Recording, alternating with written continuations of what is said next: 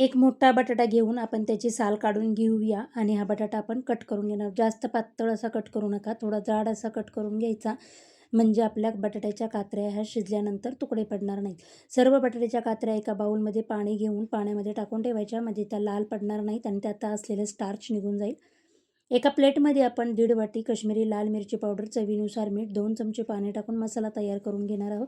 बटाट्याच्या काचऱ्या पाण्यातनं काढून आपण चाळणीत काढून घेऊया. संपूर्ण पाणी निथळलं की सुती कपड्यावर काढून आपण सोक करून घेणार आहोत. आता ह्या बटाट्याच्या काचऱ्यांना मसाला लावून घेऊया आणि इथे मी साबुदाण्याचं पीठ घेतलेलं आहे. कुरकुरीत होण्यासाठी आपण इथं साबुदाण्याच्या पिठामध्ये ह्या काचऱ्या घोळून घेणार आहोत.